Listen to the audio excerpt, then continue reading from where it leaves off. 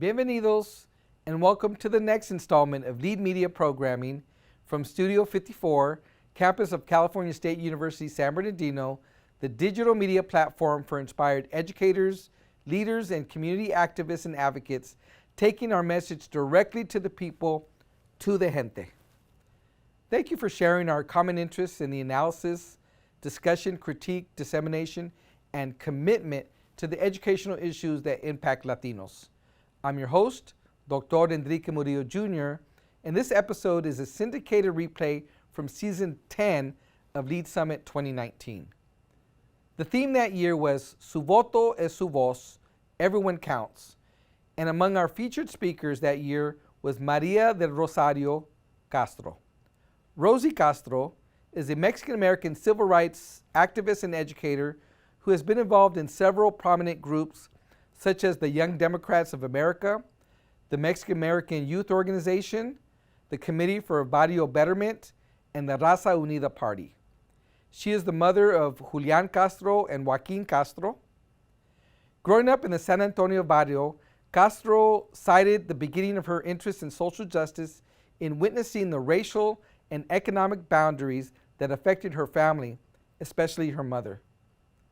Continue and enjoy the full value and complexity of this episode. We extend our appreciation to all our lead sponsors and partners, planners, volunteers, speakers, and panelists, production team, affiliates, and town hall chapters, and commend them all for lifting their voice and uplifting the plight of Latinos in education. Thank you. Gracias. Tlazocamate. Háganse contar. Okay, I would like to now turn it over to Dr. Alejandro Hassan, who 7 or 8 days ago defended his dissertation. So es el doctor.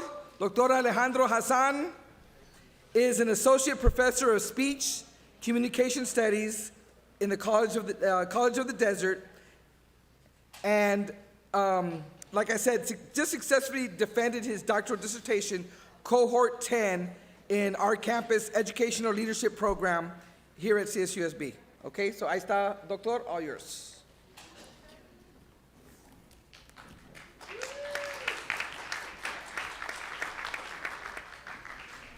Buenas tardes.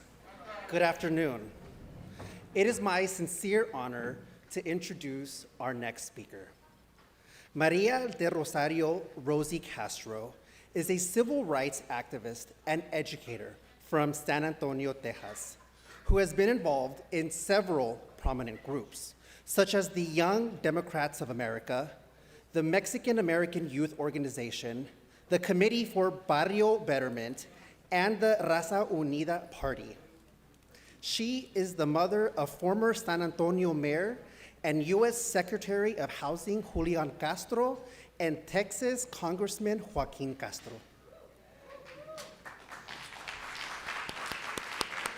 Growing up in the San Antonio barrio, a low-income neighborhood on the west side, Castro cited the beginning of her interest in social justice in witnessing the racial and economic boundaries that affected her family, especially her mother. Her mother, a Mexican immigrant who reached the 4th grade, cleaned the houses of the affluent in Alamo Heights. As a young girl, Rosie was struck by the remarkable differences: the streets and drainage, the sidewalks and schools. The inequities she observed in her youth inspired her social activism in college and beyond.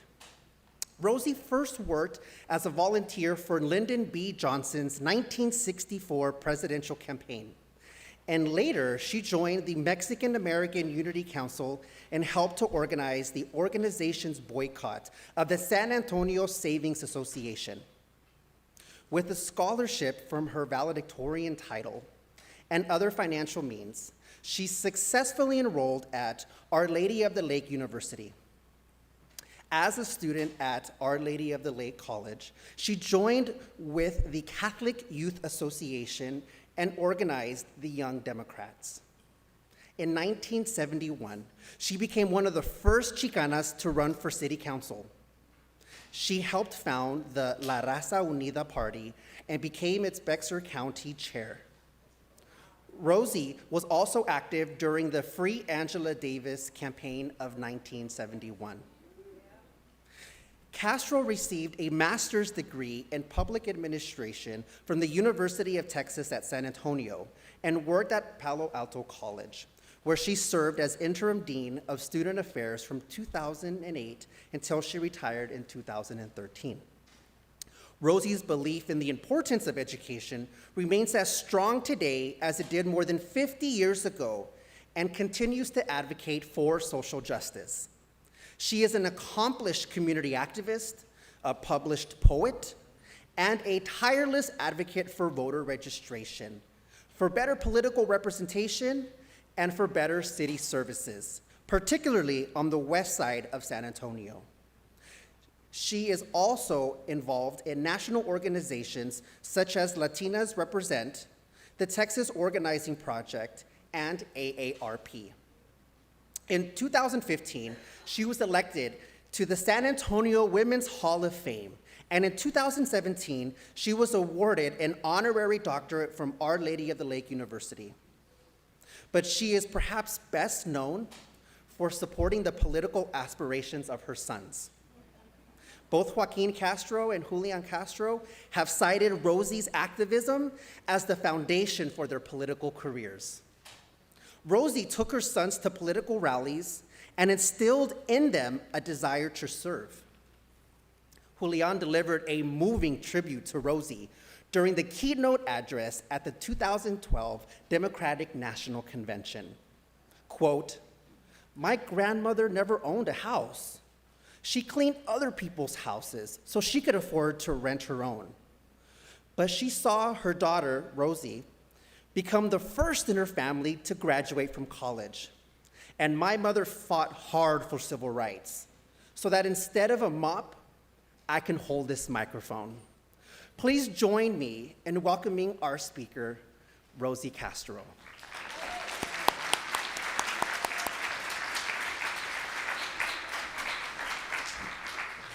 Thank you, Doctor. I really appreciate that. Can you hear me? Is this mic on okay?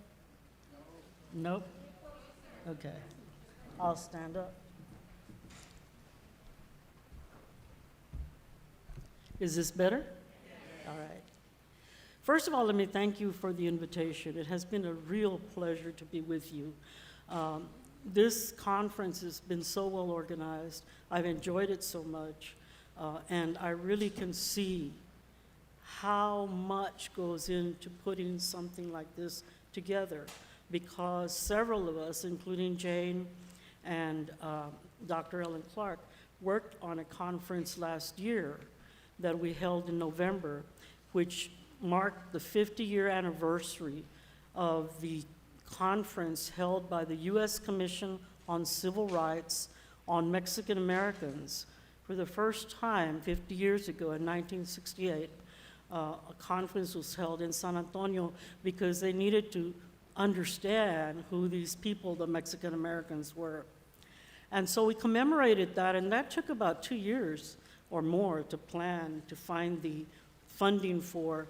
We were fortunate to have Our Lady of the Lake support us, but it was a really incredible endeavor and a difficult one.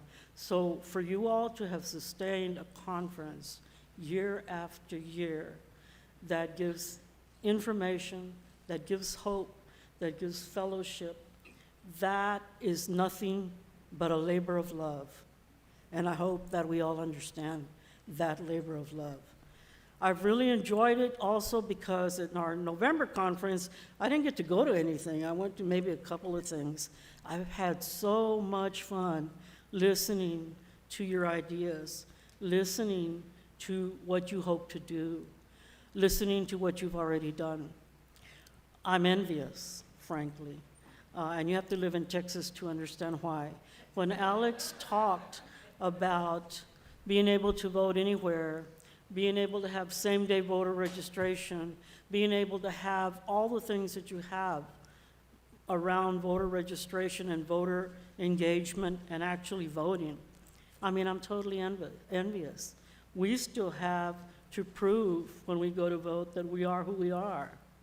And a few years back, there was such confusion that they asked even for two kinds of proof. And in Texas, you can prove who you are if you have a gun license, but you can't prove who you are if you have a student ID. And to me, that is so ridiculous. I mean, it is beyond ridiculous. So I really congratulate you for the things that you have managed to do in those areas. And you know, in Texas, if you know anything about Texas, you know that there's a party over there that likes to use California as the boogeyman.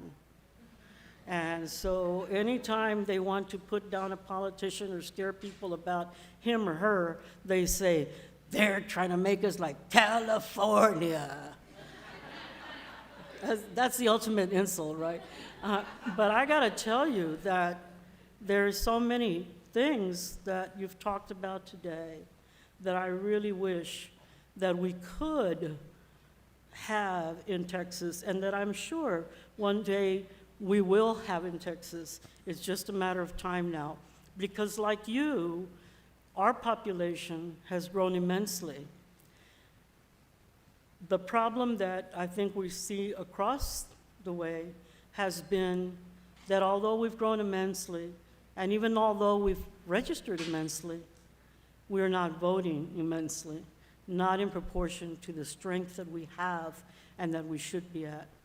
In San Antonio, we just had a state rep election because someone moved on. And I had predicted, we had a young lady run. I said, you know, I think you can win with 2,000 votes. And there were about 6 people running. Sure enough, it was a little bit over 2,000 when they went into a runoff. I figured, oh, we're gonna be able to win this thing with 5,000 votes. And sure enough, it was about 5,000 votes all total. That is about what I have on Facebook. That's a number of people that probably have more on Twitter and Facebook. How does that make sense that we elect these important officials, school board, with 2,000 votes, when there's a population of over 100,000 in that district? So the topic that you have chosen is very appropriate. And I just want to tell you a little bit about why our family got involved both with two things.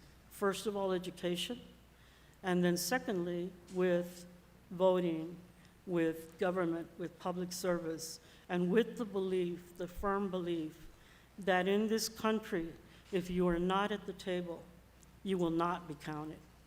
And so I'm hoping to talk a little bit about that. First of all, let me look at education. My mom came over from San Pedro, Coahuila, because her parents were both had passed away. So she was orphaned at about 7 years old, along with her 3 or 4-year-old sister. They came because in Mexico, their grandparents could not support them. They had been sent to one family and another, and they just couldn't support them. So there was a family, Garcia, here that was a distant relative. They said, we'll take the kids, however, they cannot live in the same household. They'll be living in 2 different households. So my mother, who had lost her parents, then also kind of lost her sister. And so she lived with this family, whose head of the family, Mr. Garcia, was a musician. Now, you don't make a whole lot of money, but he was able to maintain enough so that collectively the family was able to, at some point, buy a house.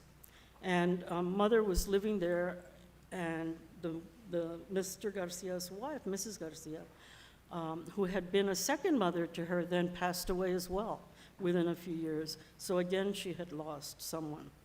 She had started school and was pulled out of school at 3rd grade, okay?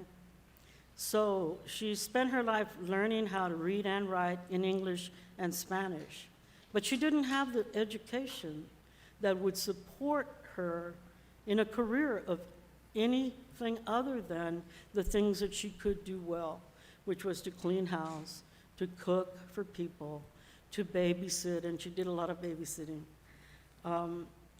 But because of that, she always, and the Garcia family, always kind of pushed that idea that if you want a life in this country, you're going to have to get a good education. And so fortunately, they really sacrificed to ensure that I went to a school for 12 years, Catholic school, named Little Flower. My mother cleaned the offices for the priest. My guardian, Maria Garcia, worked for the priest as a secretary. So one of the things that I feel happened as a result of that Catholic education was a couple of things. One, after going to church for 6 out of 7 days of the week, I learned all about social justice. And I learned all about the Christian principles of loving one another. I learned about the fact that we are all brothers and sisters. And that's something that kind of always stayed with me. And so that you would question, well, if we're all brothers and sisters, why is it that some people, because of the color of their skin or because of the language they speak, don't seem to have the same rights and privileges, don't seem to have the same resources as everybody else? Going from Little Flower, I then was able to get a LULAC scholarship. I know our LULAC president is here.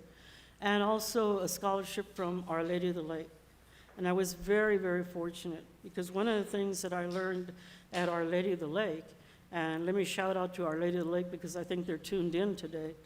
One of the things I learned very early on was that I got a mentor, Dr. Margaret Kramer, who taught in the bilingual education area and was very famous for doing that because it was the beginning then of bilingual education. It was the beginning of finance for college. Many of these things were just starting, because when I graduated from high school in 1965, there was in Texas at that time an 80% dropout rate.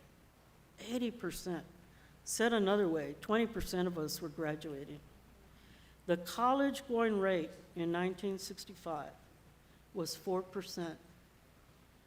4%. Okay? So I'm coming from a time that Alex didn't exist. We didn't know any doctors, PhDs. We didn't know. I mean, I think there might have been one at UT Austin, maybe a couple of them, but I didn't know them. And so it makes me think about that many years later in the 80s, I found a quote by a German philosopher, no less, Rosie, that said this: "Go as far as you can see, and when you get there, you'll be able to see further." And I think I took that to heart. And I think it's something we should all do. That Alex told me the story too, that, you know, he didn't necessarily think about that PhD originally. But there was a professor, there was a teacher, there was someone who encouraged. There were some people that said, you can. And it's those people, you people, that have created the kind of community that we have today in many ways. I know that there's a number of bad statistics that we could quote. They're there. But there's a number of good statistics too. Because we have had the dreamers, and we have been the dreamers, and we are the dreamers, both those that are waiting on citizenship and those like Willie Velasquez, and those like Jane Velasquez, and those like Ellen Clark, and those like Dolores, and those like Ms. Mendez, and all the people who have been able to dream despite not always having the resources. And so one of the things that I think has been very important for us is that early on, I came to understand that without the educational process and without the help of others, we were never, as a family, going to be able to lift ourselves out of the poverty that we were in. My mom used to work for 3 Anglo women in Alamo Heights, and as a kid, she would drag me with her. We had to take several buses to get down there. And I can remember one of the first times this happened, we walked into one of the houses, and we were in the kitchen, mother was cleaning or whatever, and she opened a pantry. Well, I never knew what a pantry was. This pantry was a room full of food, and I could not believe that. There was no concept in my head of a room full of food anywhere. And so it was things like that that made me wonder, why is it that some people had a room full of food and other people had no food? In San Antonio, during that period of time, one of the national stations had done a study of hunger in several areas in the country. San Antonio was one of those that was studied because we had some incredibly bad numbers when it came to deaths of infants who died because of malnutrition or no nutrition. San Antonio, at one part in our history, had been almost a capital of tuberculosis. We had a special hospital with little huts where people were put because of tuberculosis. San Antonio was where Eleanor Roosevelt came and saw the deplorable conditions that Mexicanos lived in, and went back and told Roosevelt, her husband, you have to do something about housing in this country. And so San Antonio had one of the first housing authorities. And just as an aside, I worked at the housing authority for a number of years. The commissioners at that time, which is the equivalent of a city council now, voted that you could build public housing only on land that was unusable for anything else. And so years later, you have the situation where methane gas starts to leak up from where the housing is.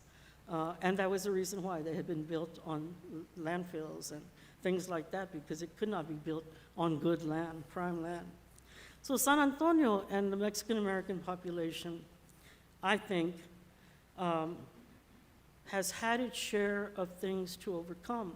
And growing up in that, as Willie did, as Mario Compian, as many of us did, we had to ask ourselves, could it be that this was because we were less than other people? We didn't think so.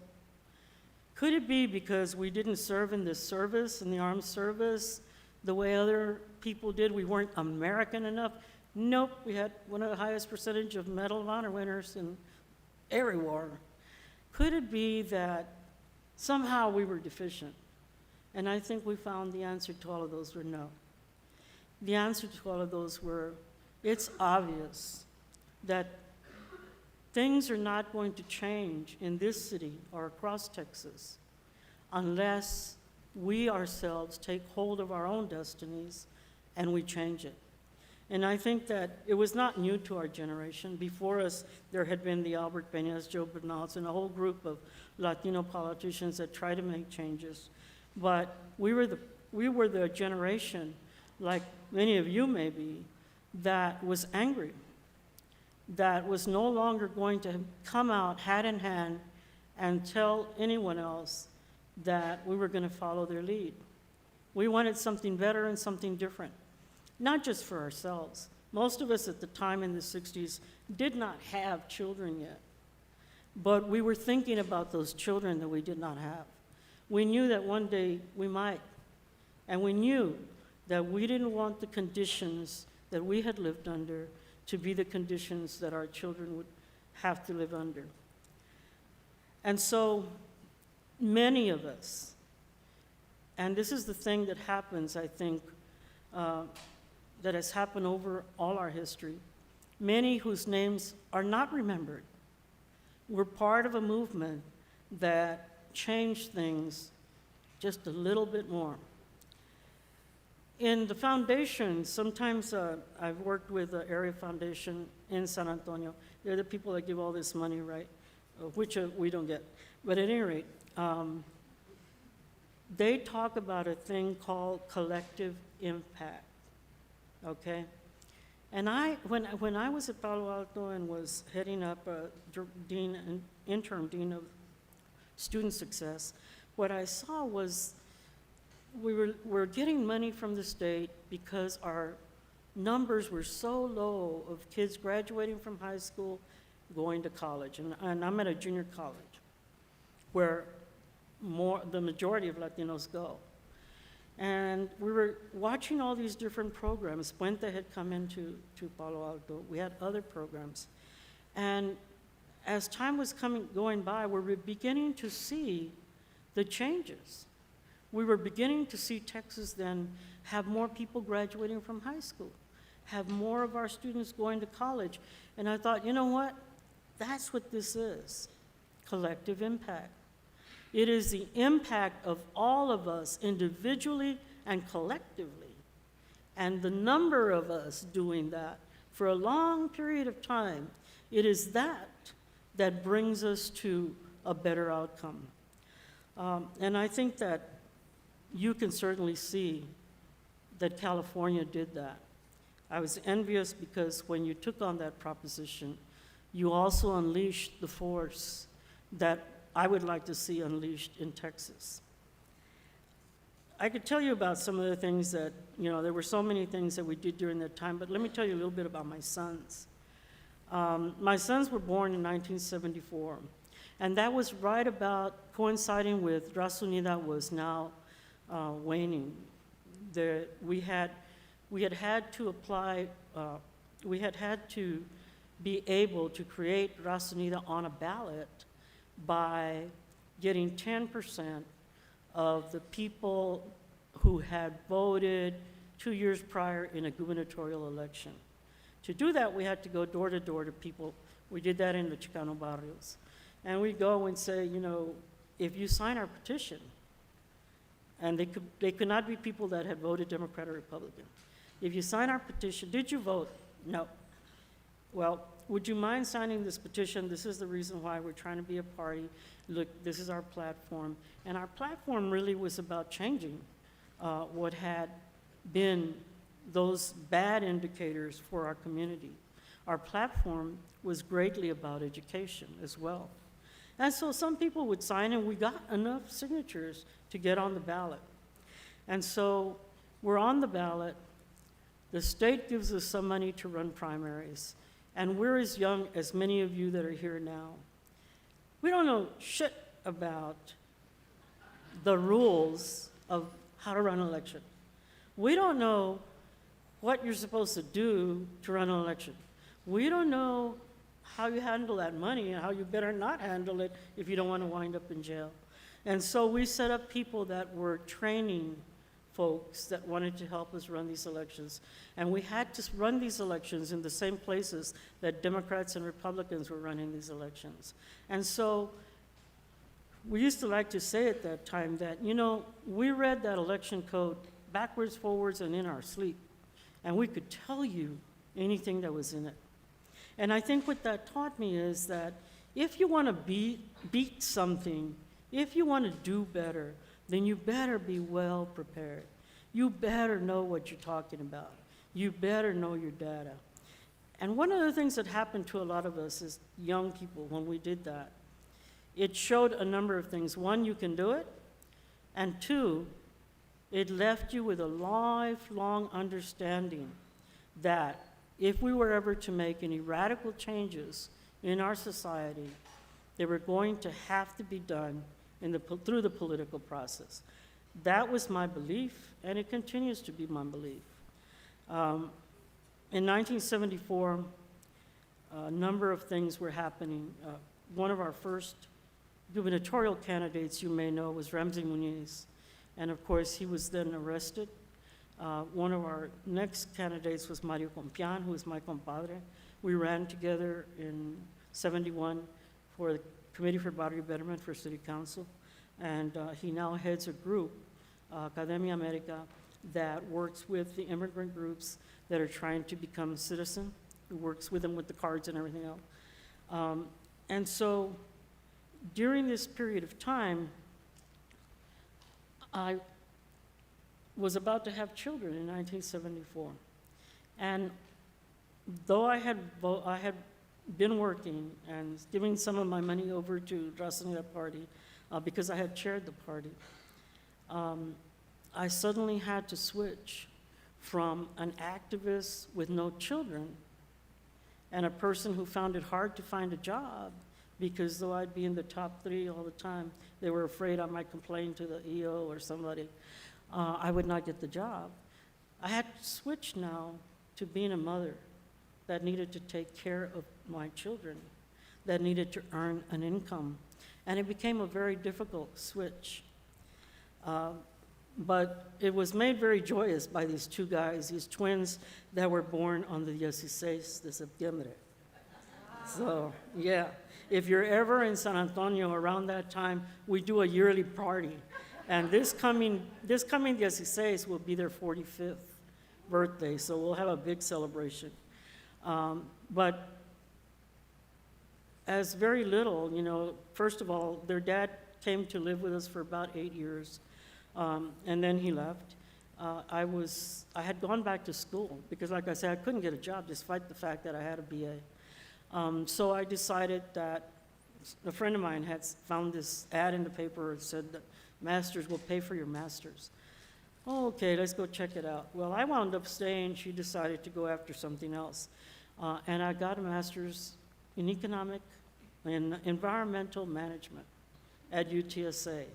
Nobody at that time knew anything about environmental management, and they now call it public administration. But at any rate, it was that degree, going back to education, that degree that made all the difference in the world for me. Because now I had to intern, and I did that with the city of San Antonio. And along with me came these 2 little boys that couldn't think of anything better to do for the summer, and would have to wait for me until I finished work, basically, during the summer and whenever they weren't in school. And so they got to see everything around there. They got to know everybody. And whenever I had chances, then I was involved with healthcare issues, with women's issues, with domestic violence, with a lot of other things, and with campaigns. And so I dragged these guys to give my mother a break because she took care of them. I dragged these guys everywhere, and they hated it. They would play football, they would do whatever, but they hated having to be doing all these things. And I thought, well, you know, maybe it's not fair, maybe it's a punishment. But years later, for any of you that drag your kids to things, years later, what I saw was this polish, this ability to talk to anybody. From these 2 kids that wouldn't talk to anybody, they were so shy. This ability to talk about issues, this understanding of the issues we were talking about, because they had come along. And I know Julian especially always says, you know, when they got to college, the last thing on earth they ever wanted to do was to follow public service, being elected, none of that. They wanted to, first of all, they did high school in 3 years. They were in a hurry. And they were in a hurry because they wanted to make some money. They, you know, didn't want to be poor. I don't blame them. They decided that, you know, fine, that's fine, but she can do it, but it's not something we want. We want some kind of future. And then their teachers did amazing things. One English teacher looked at Julian's writing and published it in her book that was rewritten many, many times and used for classes all over the place. And it was poised right next to Martin Luther King's speech. Another teacher, Luis Fraga, a professor there at that time at Stanford, took an interest in them, and he gave them jobs in the summer. He wrote a book on single-member districts, and he had Julian and Joaquin take a little tape recorder and interview all these elected officials in Houston, Dallas, and San Antonio that had been elected under single-member districts, because we didn't used to have single-member districts. When I ran for council, it was at large. And so what an incredible kind of training. They set them on this course of really getting to know politics. And so before I knew it, before they finished Stanford, they ran for Senate, the 2 of them. And they discovered a new way to campaign, which hadn't been done at Stanford. They got their friends, the women, and they got the guys, and they made these posters about them running, and they put them in bathroom stalls. So you couldn't avoid it. You had to see that they were running. At any rate, they won, both of them. They were the highest vote getter, and they got the same amount of votes. I'm sure somebody wondered how that happened. But they became senators, and I think from then they were hooked. And they weren't hooked in the sense of, oh, this is something that's going to give me money, because it doesn't. Or this is something that's going to give me fame, because fame is fleeting. But they were hooked because they understood that public service, that government, is a way to serve the people. That's what it was meant for. It's a way to bring opportunity, economic opportunity, every kind of opportunity, health opportunity, all the opportunities that you'd want, equal opportunity to a community. I can remember when they came to Stanford, they said that being in California was so incredible. They could get off the plane literally and see all the economic development that you had that we didn't in San Antonio. One of the things about San Antonio in the time that they're going to school is that in San Antonio, if kids got educated, they left. There was nothing that they could do in San Antonio. We were infamous for that. San Antonio was powered by hospitality, the Riverwalk, the hotels, which doesn't pay much, right? And it was powered by government. And if you couldn't get a job in government, what were you going to do? So when they come to California and see your economic development, they were blown away. And they asked themselves, and they asked others, why can't we do that in San Antonio? Why do we have to have brain drain in San Antonio? Why can't we create opportunities in San Antonio? So they went back and looked at what Henry Cisneros had written about Target 90. They went back and did other research and really worked for 4 years thinking about how to go back and make the city better, how to go back and eliminate some of that poverty. And so they came back. My mother passed away in '96. That was the year they graduated. They got to see her for a little bit, and then they decided they would take a year off before going back to school. They went back to Harvard. They had been accepted in the law school there. And I think at that time they thought law was probably the way to go. I don't necessarily know that they think that way anymore. They've had their own law firm. But it was a really good background, a great education for being a public policy maker.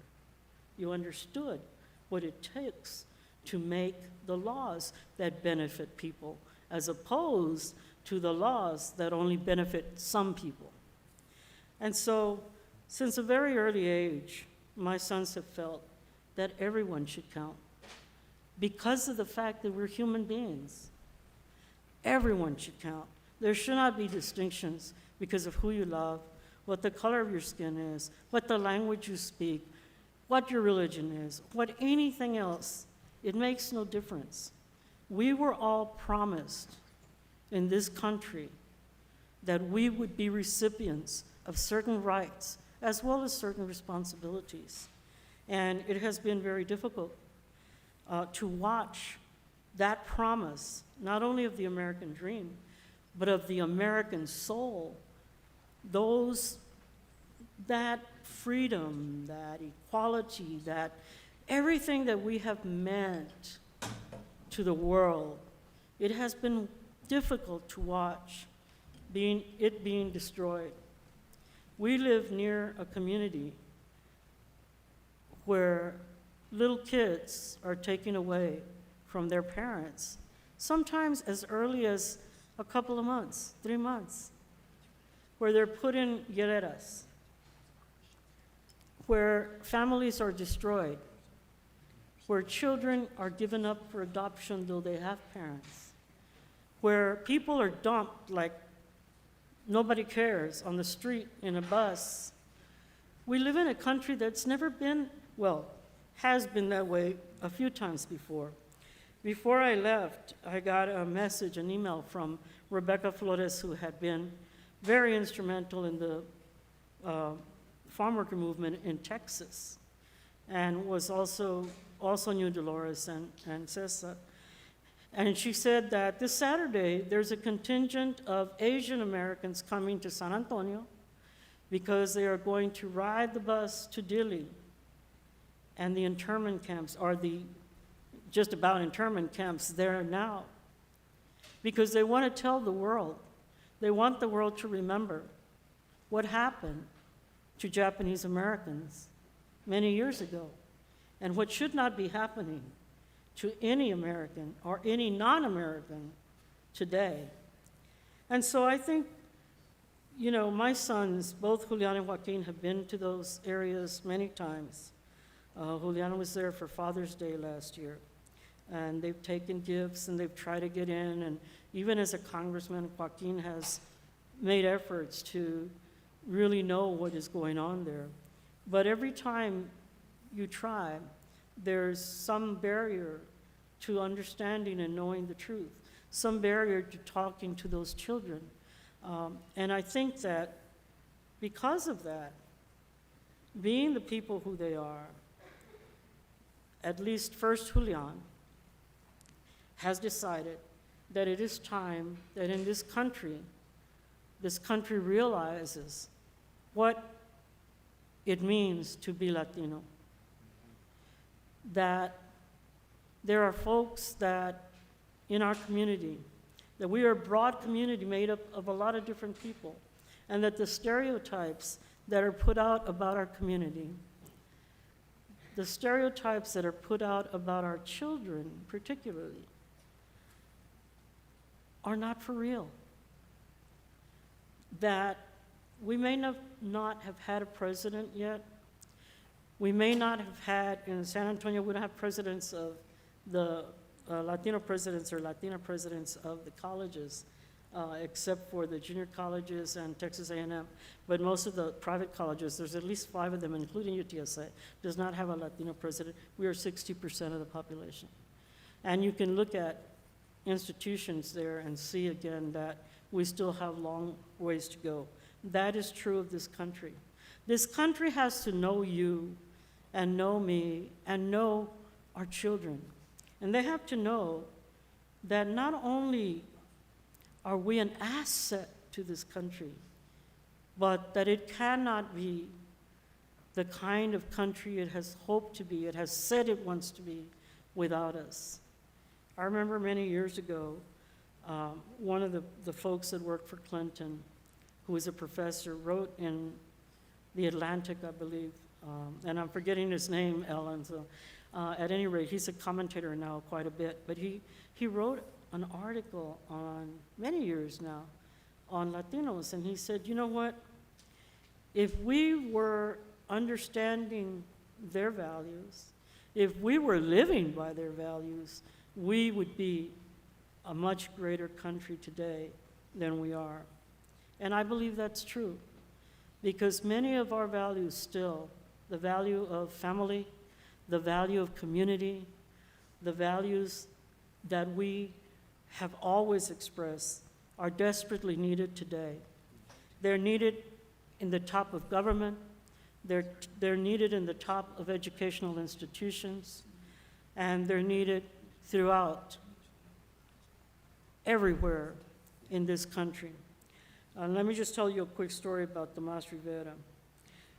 Tomas was in San Antonio.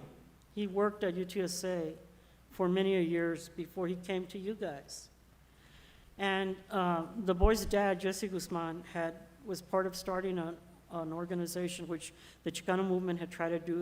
It was an alternative college called Colegio Jacinto Treviño. And Tomas Rivera would come to the graduation ceremonies. He would teach classes. He would do everything he could in this alternative educational institution that had a little bitty house next to a bar. The bar's knocked down, the house I think is still there. But here this guy would come, and he was the greatest man you could ever, and gentlest and most creative that you could ever want to meet. But he knew at UTSA, he knew that he would never be president of UTSA. And today, especially listening to Conchita, it made me mad all over again. He came here, and that man was your chancellor. He couldn't have done that in Texas. He didn't do it in Texas. So, it is everything that we are, all of us, collectively and individually. All my life I've heard, and you probably have too, think back at some of the articles. Oh, those Latinos, those Hispanics, whatever they want to call us, they don't have a leader. There's no leader. There's no national leader. Well, I've always maintained, you know what? We have a lot of leaders. That's what we're like. That's our society. Not to be one leader that everybody follows. We're not dumb. We have many leaders, like the ones that have been in the past, like the ones sitting here today. And I know that all of you make the difference. You decide whether Alex and people just like him will be a PhD, will be an astronaut, will be an engineer, will be the President of the United States. And so, I share a little bit of the story, but I want to say just one thing. Right now, you heard before, there's a rule on how people will get to that debate stage. And as a mother, I ask you, there was one rule which you had to come in on 3 polls at 1% or more. Julian has met that. But there's a second rule coming into play because there's so many more people joining in. And that is that you have to have 65,000 unique donors. And of those 65,000, and that can be $1, okay? Seriously, I'm not kidding, $1, $5, whatever you can afford. But of that, 20, there have to be 200 each in 20 different states. So if you know anybody that can help us get there, I appreciate it if you would. You also may know that Joaquin may be running for Congress. We'll know that in a couple of weeks. So we ask for your blessing because that is important. And we ask that you continue that strength that you have built in California so that one day we will have it too.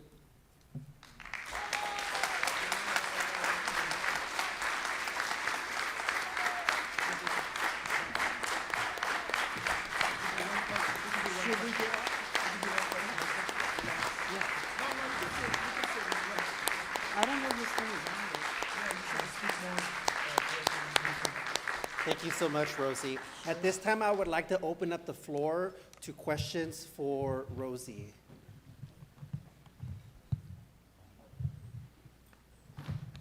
Hello, buenas tardes, everybody.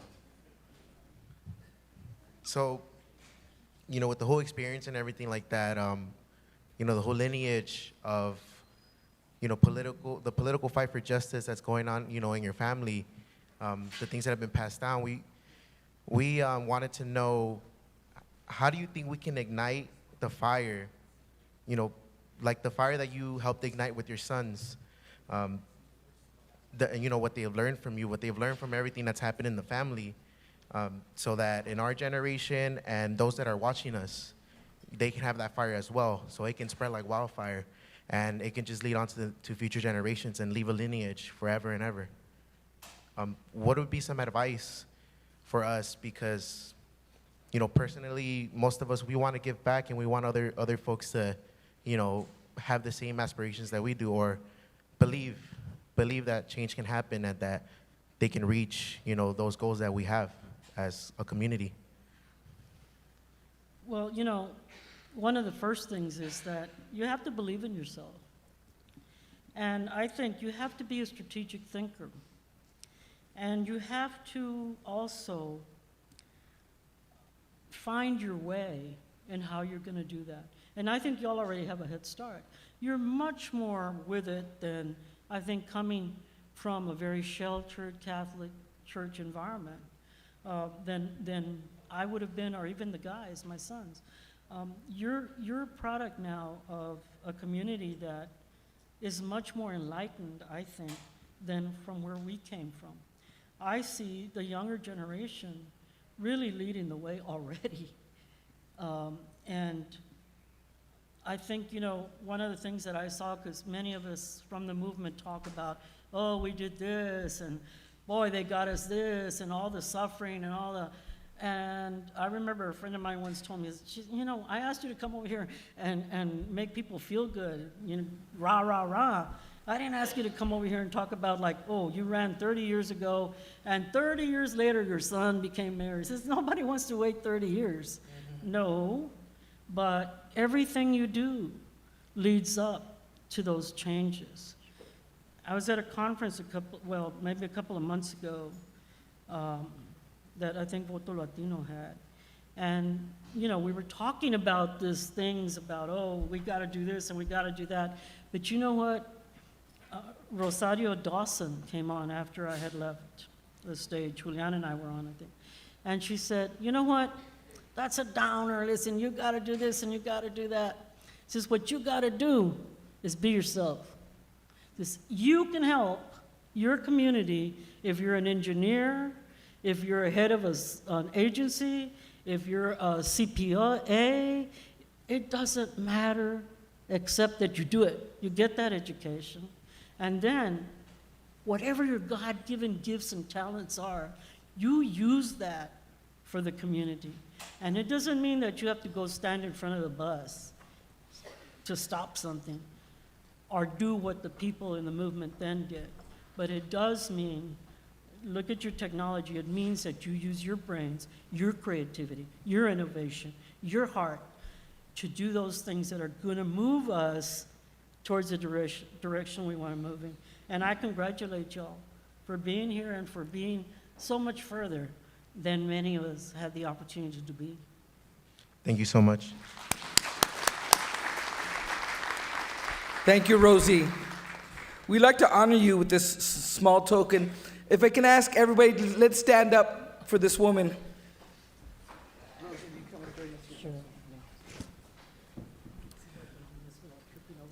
For your accomplishments and lifetime service to our community, we award you our Lead Education and Advocacy Medallion of Honor.